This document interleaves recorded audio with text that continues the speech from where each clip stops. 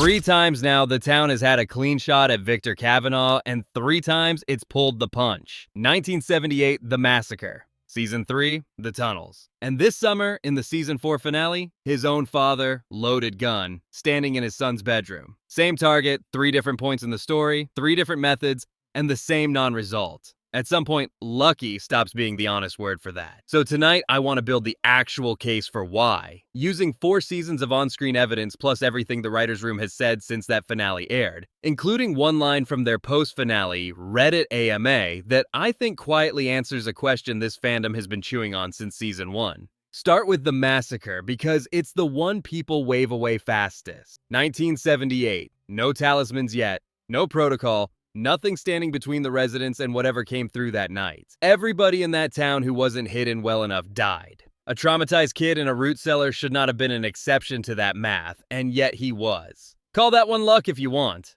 I'd have let it go too, if the show had. Except then, Season 3 happens, and Victor walks into the tunnels while the creatures are awake and active, and they let him through. Not hidden this time. Seen and left alone. 2 separate eras of this show's most efficient killers deciding independently that this one person doesn't get touched. And this year, the show did something it had never done before. It stopped being passive about Victor and got specific. The Season 4 finale didn't have the town's monsters go for him. It had his own father find bullets stashed inside one of Victor's peach cans, walk to the sheriff's station, retrieve the exact revolver Victor has carried since childhood, and point it at him. All because a false reality had convinced Henry that killing the anchor was the only way out. That's not an absence of harm anymore. That's a targeted operation with a name attached to the target. 3 data points escalating from omission to intention.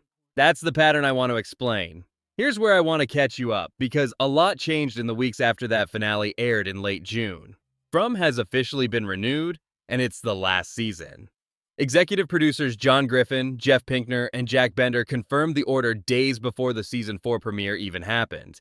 And all 3 have since said some version of the same thing. 5 seasons was always the plan. The ending has been mapped since the beginning, and they'd rather land it clean than stretch it out. Production is lining up in Halifax, where the show has always shot, with a release window sometime in 2027. Along with the renewal came a Reddit AMA, and AMAs from this creative team tend to be worth more than a full press tour, because they usually just answer things directly instead of teasing. 2 answers from that AMA matter enormously for tonight's theory. The first is about Eloise, and I'll get there in a moment. The second is the one I don't think this fandom has fully sat with yet. According to reporting on that AMA, the producers confirmed that Jade, Tabitha, Miranda, and Victor are the only people in this entire story connected to what they called the original souls, and that this connection is what explains their visions and the abilities nobody else in the cast has. Every other resident got pulled into the town because they hit some kind of personal crossroads, and because, in the show's own framing, they'd unknowingly heard the children's distress. That's the entry requirement for ordinary residents. Victor didn't need a crossroads. He was born already plugged into the same circuit as his mother. Sit with that for a second because it reframes almost everything this fandom has argued about him. For 4 seasons, theories about why Victor survives have split roughly 2 ways. One camp treats it as narrative function. He's the memory the show needs kept intact. The other treats it as something closer to metaphysics. He's tied to something bigger than luck or plot convenience. The original Souls detail doesn't just support the second camp, it turns it into confirmed structure. Jade is a reincarnation of Christopher. Tabitha is a reincarnation of Miranda. Miranda is Victor's mother. That's not 4 unrelated people with useful abilities. That's one continuous soul line running through 2 family trees. And Victor is the only member of it who has never been replaced, reset, or reincarnated into someone else's body. Everyone else in that group has died and come back wearing a different face. Victor has just stayed. Same body, same memory, no interruption for close to 50 years. If you're a system built on cycling souls through fresh, memory-wiped bodies, and one node in that system simply refuses to cycle, that node becomes structurally load-bearing whether anyone designed it that way or not. It's the constant the other 3 keep orbiting back to. Jade needed decades of Victor's accumulated knowledge to survive what killed Christopher. Tabitha, as Miranda, physically carried him. The town's protective half chose him as a confidant before any of the others had even arrived. And this season, the town's darker half finally put a name on what he is to the whole arrangement: the Anchor. The two older readings, the witness theory and the darker resource theory, still hold up fine on their own. But now there's a third option sitting on top of them that the show didn't have to hand us and did anyway. Victor isn't just useful to this story. He might be structurally irreplaceable to it, the same way a foundation stone doesn't get swapped out during a renovation, because everything above it is still resting on the assumption that it's there.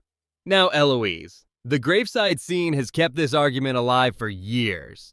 Victor tells his father the remains might not even be hers, that the creatures didn't leave enough to be certain, and the show has never let that word go unnoticed. Add the opening credits imagery and the hidden survivors found deep in the woods back in Season 3, and you had a genuinely strong circumstantial case for a return. The producers have now closed that door about as firmly as a creative team can without putting a body on screen. When a fan asked directly in the AMA, Griffin and Pinkner didn't hedge. Their answer amounted to, "She's gone, she's not coming back," and the audience built a mystery here that was never actually intended as one. That's about as blunt as showrunners get in public. Here's the part that actually matters for where this is going, though, and it's newer information. Reporting on that same AMA says Victor's entire arc in Season 5 is built around accepting that his family is gone, not searching for Eloise, not holding out hope that Henry fully recovers. Accepting it. After 50 years of being the one person in this town who remembers everyone he's lost in exact, unrelenting detail, the final season is apparently going to ask him to finally let go of the idea that any of it can be undone. If the original Soul's reveal explains why Victor can't be removed from the story, the acceptance arc explains what the show plans to do to him instead. You can't kill the Anchor. You can still break the man holding it down. Victor draws so he doesn't have to carry the memory alone. That's always been the stated logic behind the Crayon Archive. And the show has already proven those drawings are reliable data. The dog, the man in yellow, details Victor couldn't have consciously known, showing up on paper before they showed up in the plot. Here's a connection I haven't seen made anywhere yet, and I think it's worth putting on the table. Julie's story-walking ability, her power to step into and relive past events, has been confirmed as one of the storylines Season 5 is specifically built to fully explain. Victor doesn't storywalk. He was never shown having that gift. But functionally, what is a Crayon Archive except a fixed, physical version of the same act? Both are ways of pulling a past event back into the present so it can be examined instead of lost. One character does it by walking into the memory. The other does it by pinning the memory to paper so it can't wander off. If Season 5 is finally going to explain the mechanics behind Julie's ability, don't be surprised if Victor's archive turns out to run on the same underlying rule, expressed through a different power or a different generation's version of the same trait running through that same original soul line. And then there's the car graveyard, which I still think is the single most quietly devastating image this show has produced. A child alone, moving the vehicles of the dead into neat rows because somebody had to treat those people like they mattered, and there was nobody left to do it but him. That's not set dressing. That's the emotional thesis of this entire character, built by a kid before he was old enough to know what a thesis was. The Season 4 finale also gave us the clearest confirmation yet of which side the boy in white is actually on, because we finally saw him face off directly against the town's darker power instead of just cryptically hovering nearby. Before that confrontation, though, his one substantial move of the season was a warning to Victor about the bottle tree, the same faraway tree Miranda built, and it's worth knowing that real-world bottle tree folklore exists specifically to trap spirits that cross between worlds. That detail isn't decoration. Somebody in the writer's room did the research, then put an actual dimensional portal inside one on purpose. Victor took that warning seriously, the way he takes everything seriously, and it didn't matter because Sophia went straight to that tree anyway, stripped every talisman out of the town, and threw them in. Every resident is now more exposed to what comes out after dark than at any point in the show's run. And the one person who'd been warned in advance, who has spent 4 seasons being right about things nobody wanted to hear, watched it happen regardless. I think that's the real shape of the boy in white's relationship to Victor. It was never quite friendship in the way the show sometimes lets you read it. It's a single, narrow channel of information running into a town that has never once acted on what comes through it fast enough. Victor isn't just the town's memory. He might be its early warning system, permanently switched on, permanently ignored. Everything the counter-reality told Henry was, by the show's own framing, a lie built to break him. He was shown a version of events where the town wasn't real, where a version of Victor told him escape required cutting the connection to whatever held him there, and where the only path to that ran through violence against his own son.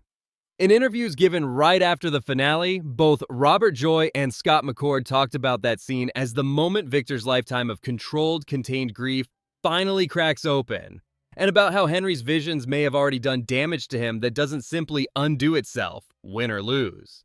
So here's the actual question worth asking. Not whether the lie was cruel, obviously it was, but whether the specific word the counter-reality chose was random or accurate. Every other tactic the town's dark side has used against people, it improvised in the moment. This time, it built an entire false world, across multiple episodes, just to arrive at one very specific instruction: remove Victor. If you're a mechanism that erases memory on every cycle, and one person in your system has never once been erased, Anchor isn't a poetic insult. It's a job description. The show doesn't need Victor to be some literal magical tether for that reading to work. It just needs him to be the only continuous memory left in a place that runs on nobody having one. Everything else follows from that, including why removing him would matter enough to build an entire fake reality around it. Put it together, and the final season has, at minimum, 4 confirmed pillars. The true role of the man in yellow, the true nature of the boy in white, the actual logic behind escaping the town, and Julie's story walking fully explained. Victor sits at the intersection of every one of them. He's the only human the boy in white has consistently trusted. He was personally targeted by whatever mechanism drives the town's darker half. His archive may run on the same rule as the ability the show is about to explain in detail, and his season is reportedly built around finally accepting that Eloise, and possibly the father he knew before this year, aren't coming back in the form he's spent 50 years hoping for. My actual prediction, the Escape Logic Season 5 has promised to explain, is going to run directly through what anchor means, because you cannot explain how to leave a system without first explaining what's holding people inside it. And I think the finale is going to make somebody finally act on one of Victor's warnings before it's too late, instead of after. He's spent 4 seasons being the most reliable source of information in this town and the least believed person in it. Season 5 is the first time the show has confirmed, on the record, that both of those things were true for a structural reason. That's a fair trade for 50 years of nobody listening. That's where I'm placing my chips heading into the final season. Anchor as a lie, or anchor as the truth the town's been sitting on for 50 years. Tell me which one you're buying down in the comments.